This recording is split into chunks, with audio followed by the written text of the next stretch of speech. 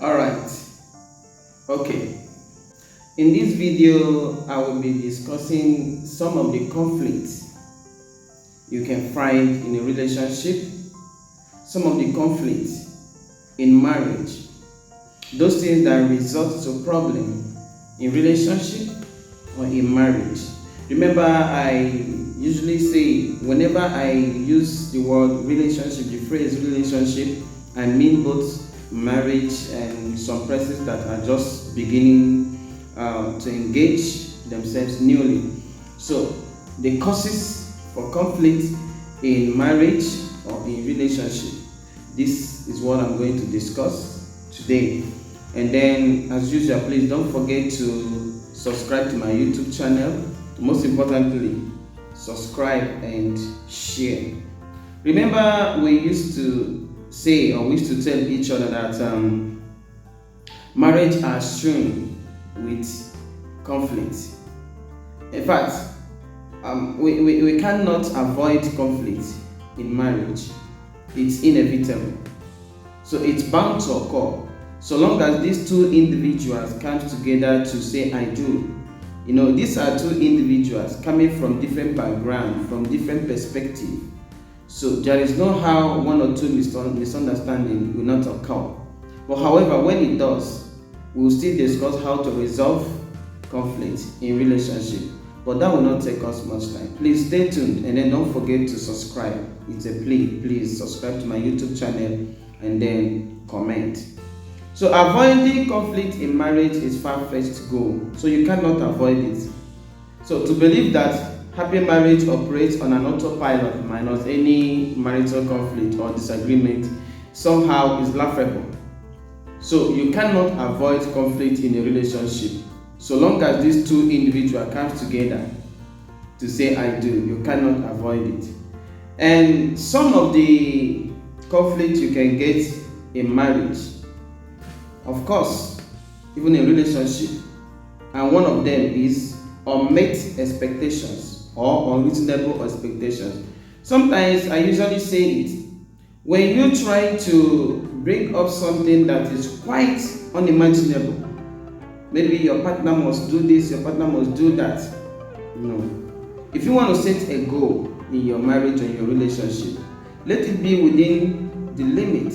Let it be within the peripheral, within the angle for which your partner could reach. You see, both unmet and sometimes unreasonable often give rise to major conflict in marriage or partner. Sometimes a partner assumes the other to be a mind reader. How can your partner be a mind reader and to be sharing same expectations like frustration, creeps in, and all those things?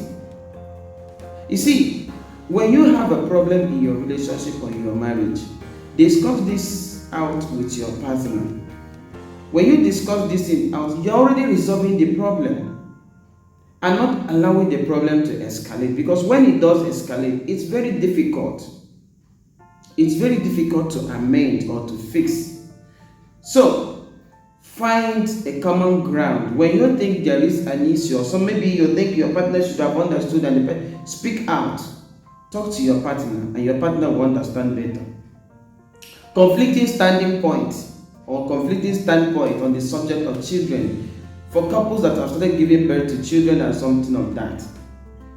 You see, maybe you want this child to be this way, you want this one to be this way. Your partner should agree on a common ground.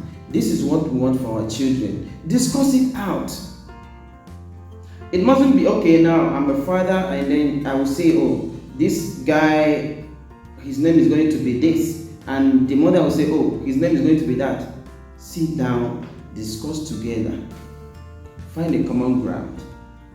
And that becomes a thing of the past. But when you leave it, it will creep in and it destroys your relationship and it will destroy your marriage. Next one, inability to manage marriage finances. Remember, you see, a marriage can derail because of money issues and then lead straight up to divorce. Sometimes you can see all over the world, the statistics have shown that so many families today have divorced because of financial crisis. Manage your financial issues. When you have something that you need to settle with money, if a guy and you have, give to your wife. give to your partner. That is why both of you are now one. You are no longer two. Do not try to be selfish in your relationship, in your marriage. Try to be, try to, how do I say it? Just try to see each other's problem as yours. And don't try, maybe I want to solve my own problem first before attending to him or her. No. So long as you are now one, you should learn to share things together as one. Fourth one is allocation of time to marriage and personal pursuit. You see, time is precious and time should be accorded much value. If you value your partner, of course you should value your partner so long as both of you are now one. You should value your partner. If you value your partner that much, you should allocate time to your family, to your partner, to your relationship. Make it your priority. Because when you don't give time, because it is within the time periphery that you will listen to your partner and know when your partner is having issue or not. Time matters a lot. Don't always give excuses. You have 24 hours a day. Even if it is 2 hours, 3 hours, 4 hours for your family, for your partner, it's good, it's enough. Try to create time for your partner. Next one is lack of sexual compatibility. You see, sometimes this one you can see it on the male camp and you can also see it on the female camp. I don't know what brings these two partners together, but we are not saying it must be sexual compatibility, but it's part of it so long as relationship is concerned. So you do not say, oh, I'm tired, I'm weak, I'm this one, I'm this one. No, you don't have to give such excuse so long as this relationship has come to stay. You don't give excuse, oh, I'm tired, let's leave it tomorrow, or I'm tired, let us leave it next week, or I'm tired, let us leave it next month. Learn to understanding abounds. Yes, maybe your man goes to work and comes back and he feels tired, he cannot do such a thing. Understand him. Or maybe your wife goes out or your girl goes out and then after some work, a stressful day, I'm tired, I can't do such a thing. Understand. But not on the, oh, must it be every time? No. You must be compatible. And that is why you should understand each other. We'll not talk much on this. You should schedule your sexual meetings. If it is going to be weekly, say if it is going to be daily, if it's going to be every night, something like that, you should schedule it. It's normal. And then you see yourself living and happy. So you don't complain, oh, my man is going outside to meet other girls, or my girl or my woman is going outside to meet other men. Learn to satisfy yourself sexually in your marriage. This brings a serious problem in marriage and then it leads to divorce. And next one is what I call mismatched dynamics or imbalanced power play in personalities. Now this one you can always see it in most marriages. The man will say, I'm the head of the family. The woman will say, oh, I'm the breadwinner of the family, and so and so on. So long as these two partners, those couples come together to say I do, they're no longer two but one. So they should see each other as equal, and both of them possess equal rights. Remember we said before, respect is reciprocal. That doesn't mean the man will not respect the wife or the wife will not respect the man. No. But let's not say, oh, I'm now the man of the house or I'm now the woman of the house, so this person must respect me. It is not like that. So please show respect when you should and avoid problem. Because when you don't expect another person to respect you.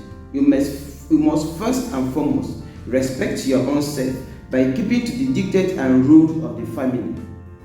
You see, if there are boundaries, respect the boundaries, and then you see respect will be accorded unto you.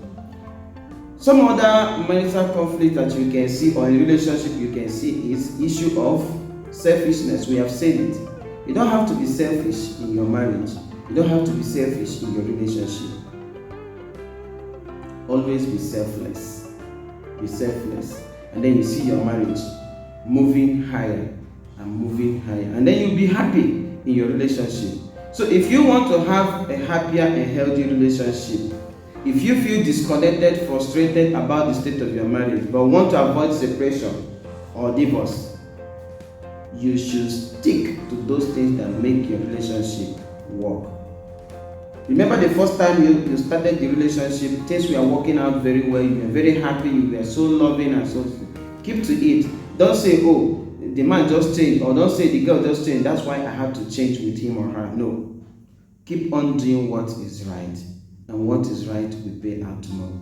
And please don't forget to like, comment, and share. Thank you very much.